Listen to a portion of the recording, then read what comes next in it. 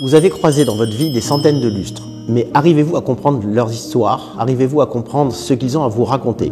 C'est pour cela que j'ai décidé de faire une série de podcasts pour partager avec vous cette histoire, cette culture et cette passion que nous avons ici à la Lustrerie Mathieu, en famille, de l'histoire et l'art de la lustrerie. Lumière sur la lustrerie, le premier podcast qui vous parle de l'art de s'éclairer.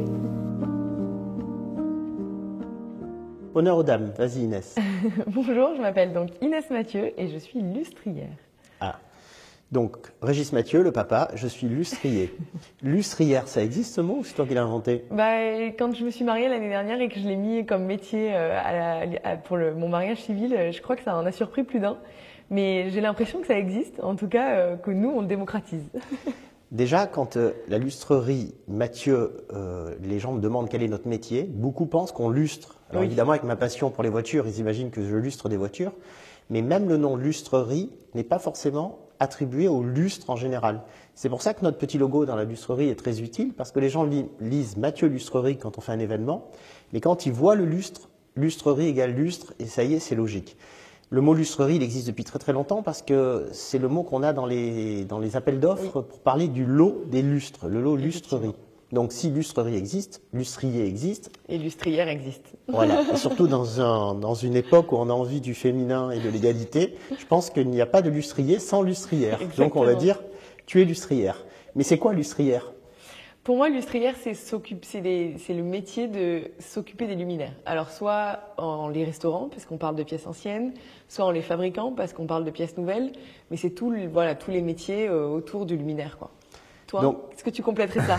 Non, alors si tu dis ça, je crois que Mathieu, la société Mathieu, c'est vraiment une lustrerie. Oui. Parce qu'ici, dans le Luberon, en Provence, nous sommes vraiment au service des lustres. Depuis ton grand-père, qui a commencé en 1948, ta grand-mère qui a hérité de la société au décès de ton grand-père en 1982, et moi qui ai recommencé cette société ou continué cette société en 1992. Et je suis très heureux, depuis 2022, c'est toi, donc c'est toujours des controns. C'est toi qui reprend ce flambeau, de s'intéresser à l'histoire des lustres, de s'intéresser aux lustres, mais surtout de dédier sa vie aux lustres. C'est-à-dire que le travail qui est fait ici à la lustrerie a un rapport avec la continuité au service de cet objet. Je dis continuité parce que restaurer, c'est préserver. Donc préserver égale continuer dans le temps, ça c'est vraiment important. Mais il n'y a pas que ça, restituer des lustres anciens.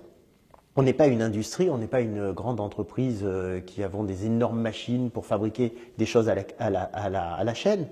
En fait, on est capable de restituer, de reproduire à l'identique les objets que les maîtres ont produits pour les rois de France. En plus, avec des contrats comme le château de Versailles, Vaux-le-Vicomte, enfin des endroits vraiment importants qui nous font confiance pour éditer à l'identique ces objets.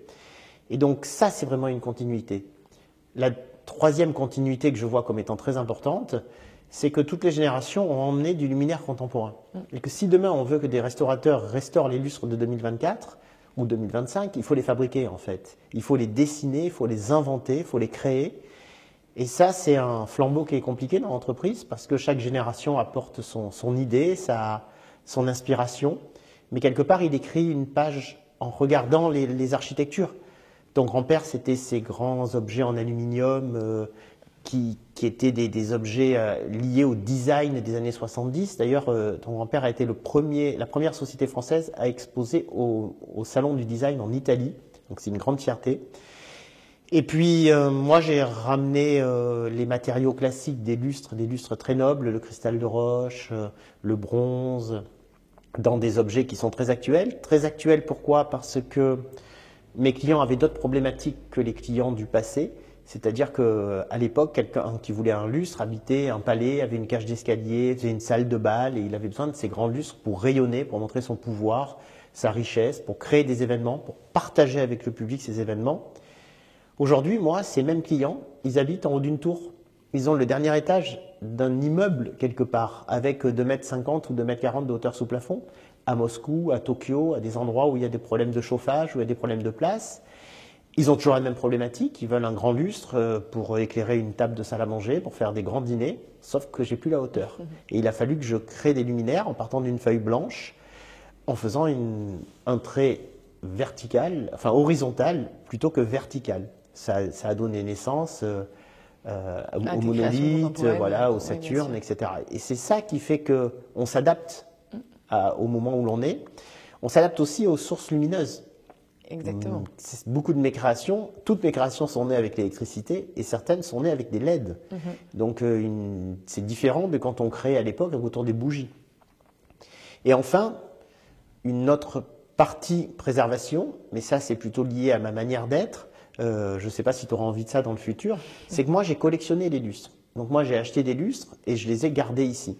Et c'est quand on a eu plus de 1000 lustres que je me suis dit, c'est pas une bonne énergie. J'avais l'impression d'emprisonner les lustres.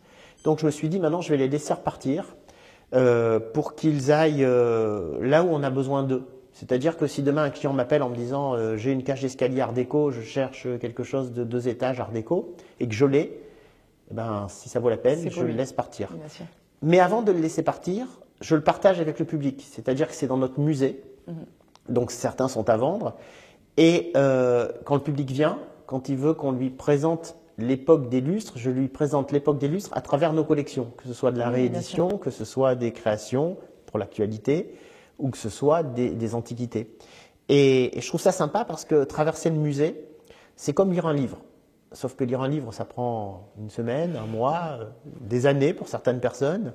Alors que là, en 1 heure, avec un guide, on a traversé du Moyen-Âge à aujourd'hui toutes les époques des lustres, les matériaux, la compréhension de l'huile, la bougie, les lustres hollandais, l'évolution de l'éclairage, etc. Et tout ce dont on parle là est au sein de Mathieu Lustrerie. Pour finir, pour reconnecter au début de notre phrase, de notre discussion, en fait, c'est ça une lustrerie. C'est d'être au service des lustres.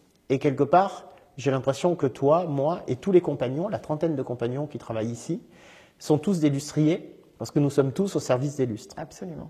Je suis bien d'accord avec toi. Alors, les lustres, à quoi ça sert? C'est toujours la question qu'on nous pose, la question à 100 000 €. Est-ce que ça sert à s'éclairer? Est-ce que ça sert à faire beau? Comment toi, tu qualifierais l'utilité de cet objet qui peut, je pense, pour certains, être un peu mystérieux? Alors, je dirais qu'il y a 2 époques. Il y a une époque sédentaire et une époque mobilière. Donc, l'époque où c'est du mobilier, ça veut dire que c'est mobile et que ça bouge. C'est l'époque où on n'est pas obligé de le raccrocher à quelque chose au plafond et de le laisser fixe. Oui. Tu vas comprendre. Quand on met des bougies sur des lustres, pour éclairer, il faut monter, accrocher les bougies, puis après, il faut nettoyer, il faut allumer les bougies, etc. Donc, en fait, le lustre est là pour un moment. Le moment de la longueur de la bougie. Oui, voilà, c'est ça. Ça veut dire que si on dîne dessous, on dîne à le temps des bougies. Après, on est dans le noir. J'espère que ça a duré un petit moment quand même. Oui et non, ça nous demandait surtout d'être très intelligents. C'est-à-dire qu'à l'époque, on était dans cette salle pour manger le hors-d'œuvre, et puis on passait dans la salle d'à côté que l'on éclairait pour jouer aux cartes, et on revenait quand la table était dressée des plats de résistance, mais surtout quand les bougies étaient remises neuves et qu'on avait encore sa demi-heure ou ses 40 minutes. 40 minutes les bougies à peu près? Oui, selon les courants d'air, selon la flamme, selon la stabilité de l'air. Et donc, au moins, pour faire partir les invités, il n'y a pas de problème. Hop, fin de la soirée, tout le monde rentre chez soi. Non, plus que ça. C'est comme si je venais te jouer un morceau de musique ou que je te chantais une chanson. C'est-à-dire que c'est un don que je te fais de te donner la lumière pour ce moment que l'on partage. Si tu vas dans une pièce où quelqu'un va chanter quelque chose pour toi, tout le monde se tait et ça crée une émotion et on l'écoute. C'était ça la lumière à l'époque. Et donc, on a eu de cesse que d'allonger cette unité de temps. La bougie est aussi une unité de temps. Quand on est par exemple aux ventes aux enchères à la bougie, etc. Pour allonger cette unité de temps, on a eu plein d'astuces. L'huile, donc on est revenu à l'huile. L'huile était antérieure à la bougie, on s'éclaire à l'huile depuis longtemps. Et puis après le gaz.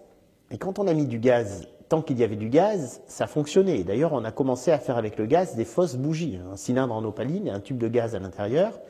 Et là, tant qu'il y a du gaz, ça s'éclaire. C'était le génie du 19e siècle.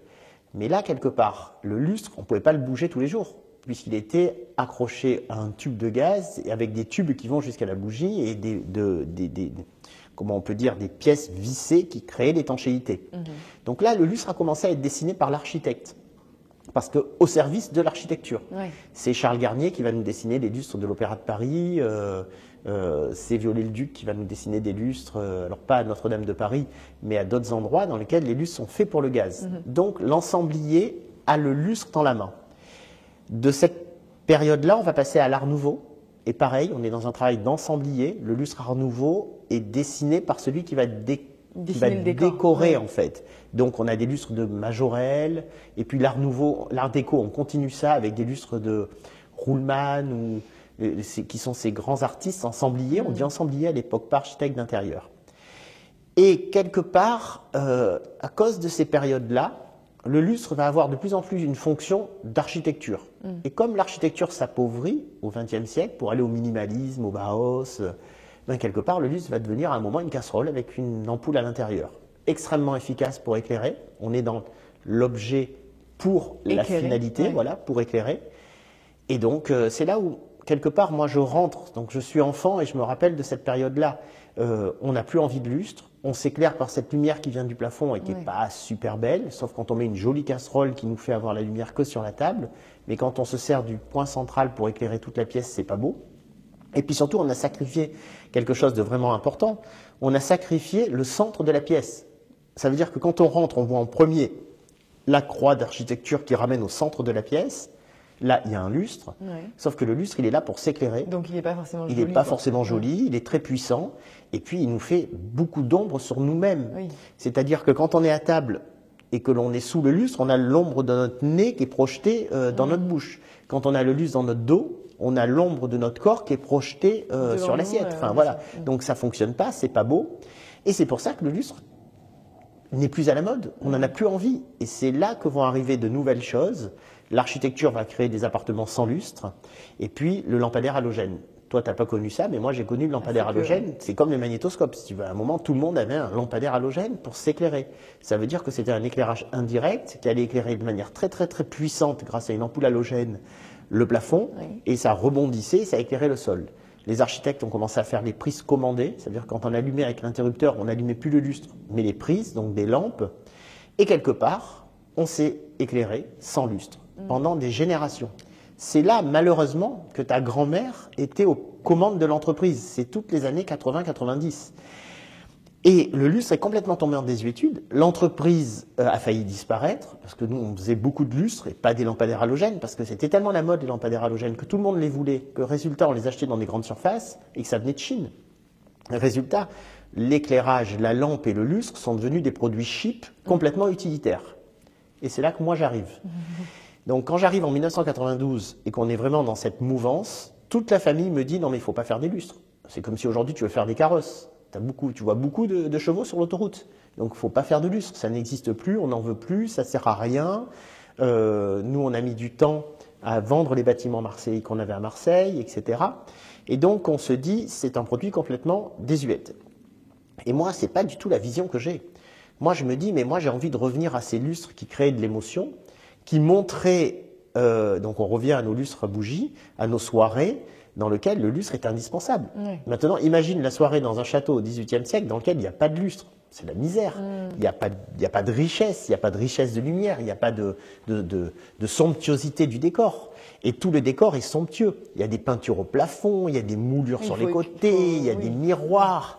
Et donc tout ça, c'est pour mettre en valeur le centre de la pièce. Si le centre de la pièce est vide, tu mets un miroir face à un autre miroir, il ne se passe rien. Tu vois l'autre miroir dans le miroir. Tu fais une infinie rien, en fait. Dans le vide, deux miroirs projettent du vide. Par contre, quand on a un somptueux lustre au milieu, le miroir projette le lustre. C'est l'architecture de la Galerie des Glaces, c'est l'architecture de l'Opéra de Paris, du Grand Foyer de l'Opéra de Paris. Donc on ne peut pas enlever les lustres de ces lieux. Ils sont vraiment importants. Si on laisse les lustres dans ces lieux, on ne peut pas enlever l'essence de ces lieux. De partager un moment où on reçoit quelqu'un. Le Grand Foyer, c'est pour recevoir à Paris la province qui cherche à se marier. C'est pour le Grand Foyer de l'Opéra de Paris.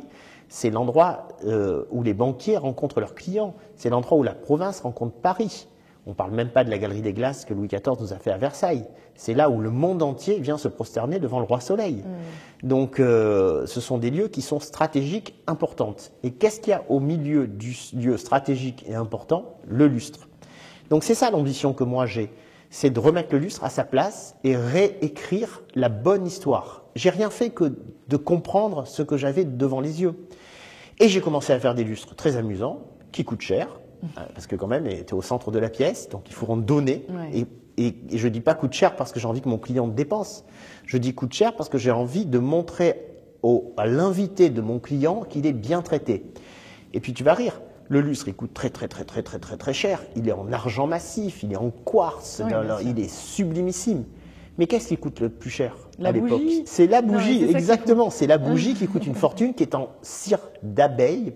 Pour la première fois, avant c'était du suie ou de la graisse, enfin des choses qui sentaient mauvais. C'était pas un grand luxe de mettre beaucoup de bougies. Tu pouvais plus respirer, ça sentait mauvais dans la pièce. Mais quand la bougie en cire est arrivée, c'est devenu divin. Et je pèse mes mots d'éclairer un lustre. C'est pour ça que les lustres ont commencé à revenir dans des endroits très importants, les lieux de culte, évidemment, lumière divine, le jeu de mots est facile, et on montre la symbolique de la lumière, et quelque part ça ne pollue pas, ça montre la richesse des gens qui vous protègent. Donc le clergé vous protège contre le mal, et le Seigneur vous protège contre les envahisseurs. Et donc quelque part, les lustres ont commencé à réapparaître à la fin du Moyen-Âge dans ces endroits extrêmement important, comme un objet à la fois de culture, de pouvoir, de puissance, mais aussi, et c'est ça que j'apprécie le plus dans le lustre, de moments où on partage avec quelqu'un. Ce qu'il faut comprendre, et c'est pour ça que je trouve que la lustrerie, c'est sa vocation de rester ouverte au public, c'est que le château de Versailles, par exemple, quand il a été construit par Louis XIV, mais pour tout le monde. Tout le monde avait le droit d'aller voir le roi. Le lever du roi, le coucher du roi, le déjeuner du roi. Ouais. Il suffisait de louer un baudrier et on rentrait à Versailles, que l'on soit paysan, on ne montrait pas d'où on venait, sa carte de vitale ou quoi que ce soit. On allait voir le roi parce que le roi était au service du peuple. Les grandes cathédrales qu'on éclaire avec de sublimes lustres, on n'a jamais demandé ta religion pour entrer dans une cathédrale. Et je pense qu'on le fera jamais, en tout cas j'espère. C'est ouvert, c'est un partage. C'est ce que la religion qui est devant toi a de plus beau à te montrer et à te faire partager. Et on a envie que tu ressentes cette émotion parce que tu es reçu chez le roi, parce que tu es reçu dans le lieu qui est dédié à Dieu ou à Jésus ou à d'autres prophètes dans d'autres religions. Et quelque part, le lustre est là. C'est pour ça que ces podcasts sont importants, parce que ça remet le lustre à sa place. C'est l'objet qui a quelque chose à vous offrir dans tous les endroits où vous allez.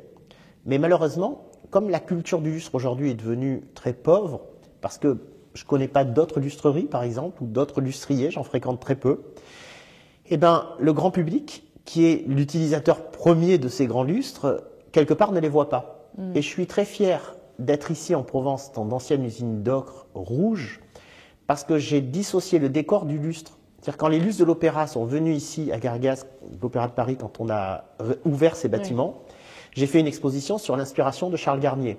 C'est là où j'ai commencé à côtoyer Viollet-le-Duc pour la première fois. Ils étaient très concurrents tous les deux. Et j'ai montré à quel point les lustres étaient modernes, magiques, extraordinaires, alors que je t'assure qu'à l'opéra, c'est une part d'un décor extraordinaire. On a fait pareil cet été avec Notre-Dame de Paris. Ouais. On a recréé Notre-Dame de Paris dans la nef de la lustrerie. Alors on a beaucoup de chance d'avoir autant de place ici en Provence. C'est-à-dire qu'on a mis les lustres dans la nef, dans le chœur, les candélabres du chœur au centre, le lustre de la chapelle axiale dans l'axe, les appliques autour. Et quelque part, on a recréé, alors en toute modestie, mais Notre-Dame de Paris sans Notre-Dame de Paris. Vous rentriez éclairé par les lustres de Viollet-le-Duc, là où Viollet-le-Duc les a voulu, à peu près à la même hauteur, à peu près dans le même volume. Alors nous, on n'a que 14 mètres de hauteur sous plafond, Notre-Dame à 25 mètres, mais c'est pas grave, les lustres sont assez bas pour qu'on respecte la hauteur. Et le public visitait Notre-Dame en ne voyant que les lustres. Ça veut dire que, mais quelque part, ces bâtiments qui sont faits par qui ont traversé les siècles, qui sont autant merveilleux que ça, que ce soit Versailles, l'Opéra de Paris, Notre-Dame de Paris, je dirais que quasiment tous les métiers, tout est art, tout est beau, c'est l'œuvre d'art complète et tout devrait être traité de manière analysée. Voilà, exactement. Qu'on ne voit que les vitraux pour une exposition sur le vitrail, que la charpente qui vaut le détour, et on le sait bien maintenant puisqu'on l'a reconstruite.